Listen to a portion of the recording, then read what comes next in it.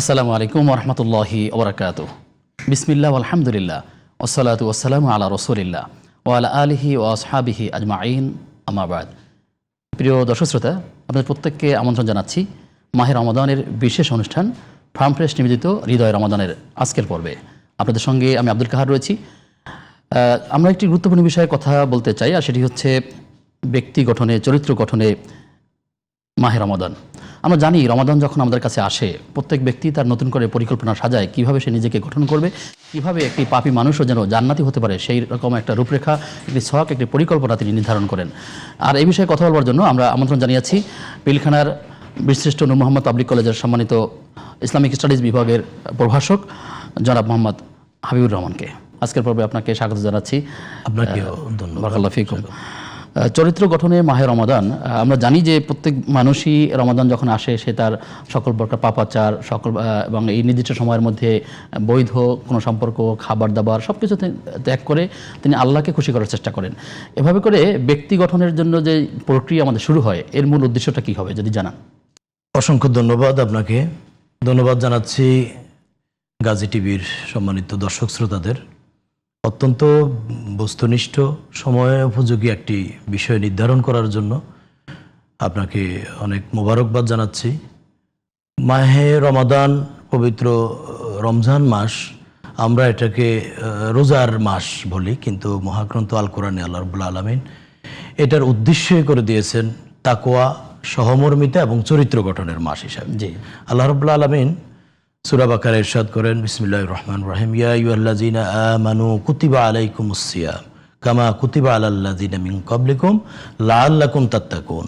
তাহলে আমরা এর মাধ্যমে একেবারে সুস্পষ্টভাবে বুঝি রমাদান মাস রোজার উদ্দেশ্য নয়, উদ্দেশ্য হচ্ছে তাকওয়া অর্জনের জন্য। তা আমরা যদি মূল বিষয়টাকে ধরি, যে সেটা হচ্ছে তাকওয়া।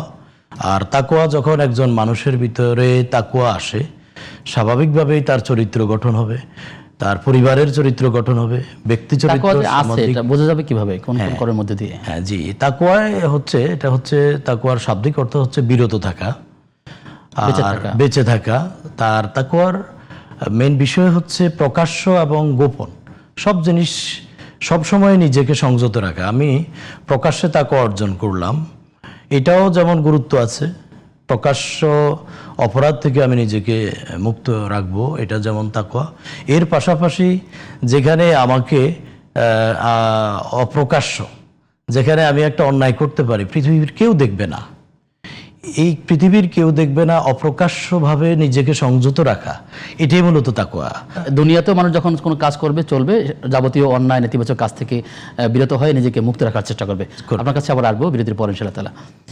প্রিয় দর্শক, আপনারা দেখছেন ফার্ম ফ্রেশ নিবেদিত হৃদয় রমাদান। সময় হয়েছে একটা বিরতির, ফিরছে কিছুক্ষণ পর, সাথে থাকুন।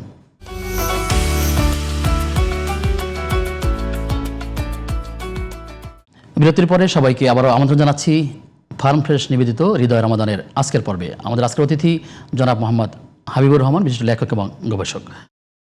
মোহতারাম, আপনি আলোচনা করছিলেন যে আসলে ব্যক্তি গঠনে আপনি চরিত্র রমাদানের কথা বলছিলেন, সেখানে তাকওয়ার সংজ্ঞা দিয়েছেন। আপনি যদি বলেন যে আসলে সন্তানদের মাঝে বা সন্তানদের চরিত্র গঠনে কিভাবে রমাদান প্রভাব ফেলে, আমরা সন্তানদেরকে কিভাবে কাজে লাগাতে পারি রমাদানে। ধন্যবাদ আপনাকে। রমাদান যখন আসে, আমাদের সবচাইতে বেশি ইফেক্টিভ হয় আমাদের সন্তানদের চরিত্র গঠনের ক্ষেত্রে।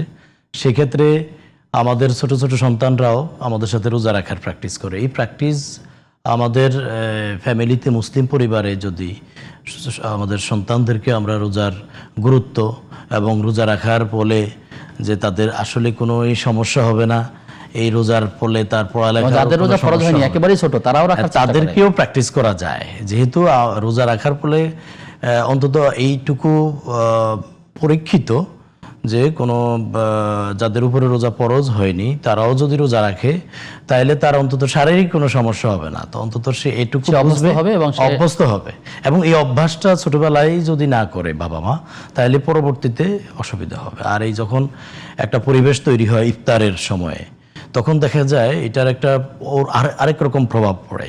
এটা আল্লাহ প্রদত্ত, সেটা হচ্ছে পরিবারের বাবা মাকে সহায়তা করার একটা প্র্যাকটিস তৈরি হয়।